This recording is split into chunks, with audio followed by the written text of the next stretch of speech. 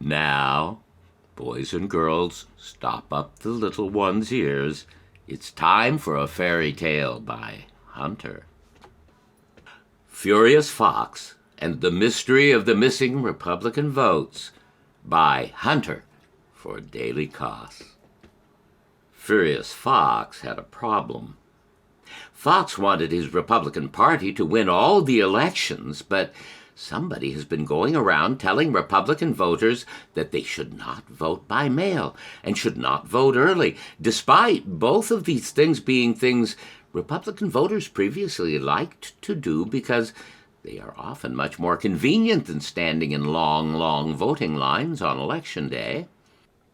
Who was sabotaging Republican elections by telling Republican voters they should not use the tools that not Republican voters use to make sure their voices are heard? After finishing up the day's television interviews, Fox said to himself, "I will ask the other Republican animals. Surely one of them knows the answer to this problem." Fox set out to find someone who could tell him how things had gone so wrong.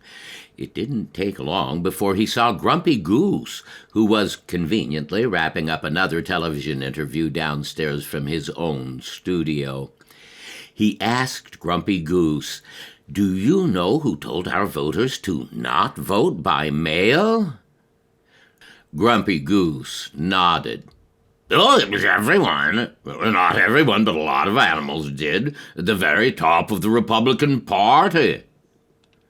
Well, that was not a very satisfying answer, but Grumpy Goose very seldom gave satisfying answers, so Fox knew he would have to continue his search.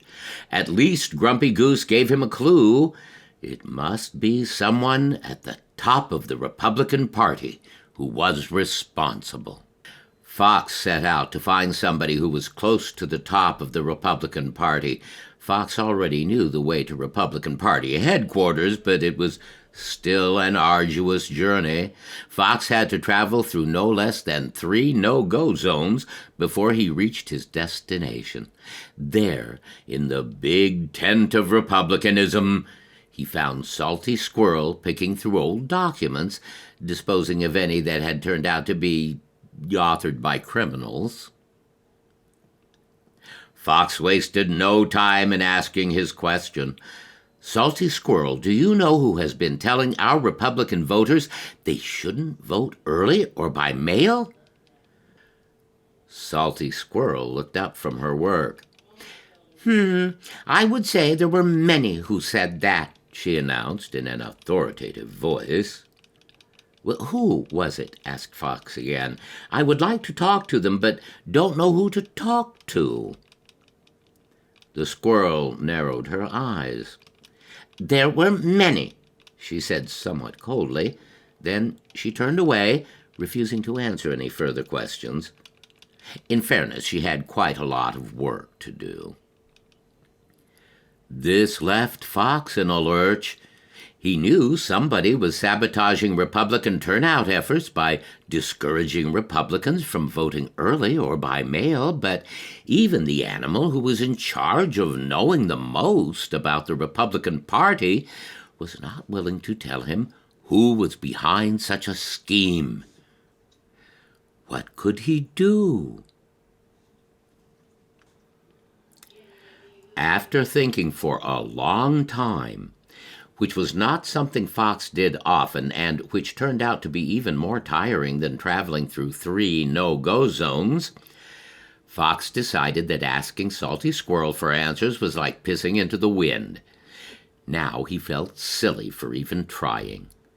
The big tent isn't where I can get answers to a question like this.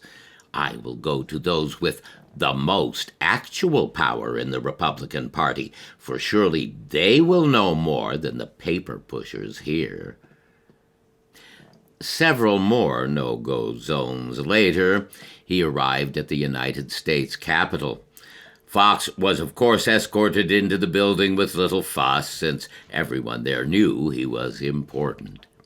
Here, at the very seat of power, somebody would know the answer to his question. Fox asked Taciturn Turtle, "Do you know who told our Republican voters they shouldn't vote early or by mail?" But Taciturn Turtle said nothing. I probably should have expected that, Fox thought to himself. Recalcitrant Raccoon, do you know? Fox asked. Raccoon looked startled. I am not familiar with that issue or event, said Raccoon. Fox asked Sequestered Salamander, do you know? I am not familiar with this outside world you speak of, replied Salamander. In fact, I have never once even left my office. Salamander was not actually in his office when he said this, Fox noted, but Salamander spoke with such certainty that Fox could think of no suitable reply. He turned to Histrionic Hippo. Do you know who told our voters they shouldn't vote by mail? But Hippo turned away from him without speaking. Instead, Hippo opened a nearby door and began using it to slam his head over and over between the door and its sturdy frame. Squish, scoosh, sploot. The sounds were so loud that Fox could not even repeat his question. My goodness, said Fox. Am I the only one who thinks this problem is important? He backed away, knowing hippos to be unpredictable creatures even when they were not attempting to tenderize their own heads. Do you know who has been telling our voters not to vote early? He asked Pedantic Pelican. But Pedantic Pelican instead threw himself onto the Capitol subway tracks. A spray of blood and feathers went everywhere as an oncoming tram popped Pelican's body like a just ripe grape. Splash. Holy hell, Fox said out loud. He could say that because he was not on television at the moment. But in truth, he said it plenty of times when he was on television, too, so it didn't matter very much. Holy hell, he said again. He asked his question of insufferable Iguana, who was still looking in horror at Pelican's severed, still twitching bird legs. Instead of answering, though, Iguana scurried to a nearby wall socket and stuck his fleshy iguana tongue into an electrical socket. Zap! Iguana's flesh sizzled. But Fox's question was left unanswered. Does nobody here know who has been misleading our own voters into believing they should not vote early or by mail? He cried out. Racist Rat would not answer either, instead choosing to jump between Asshole Alligator's jaws and down his stinky reptile throat. Asshole Alligator did not answer, instead fleeing into the sewer systems, where he would go on to raise an alligator family and control 3 separate hedge funds.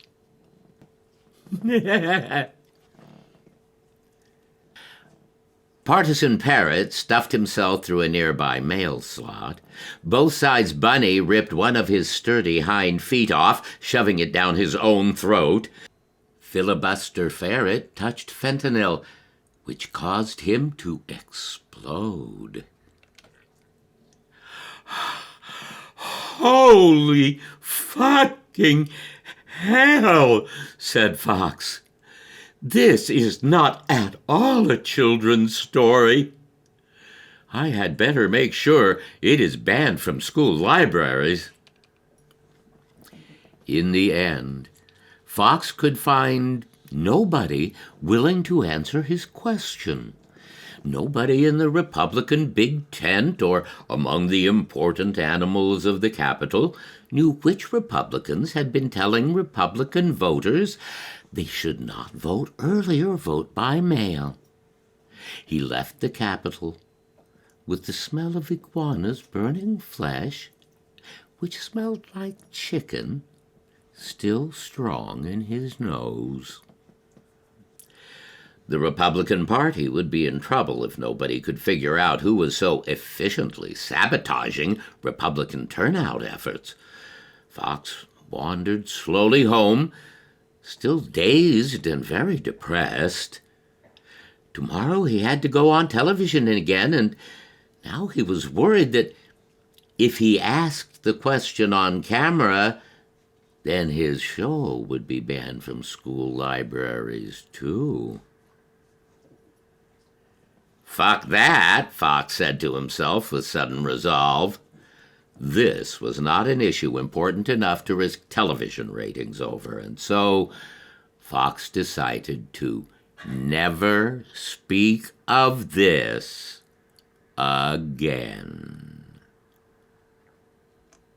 Furious Fox and the Mystery of the Missing Republican Votes by Hunter for Daily Kos. Read by Douglas Taylor.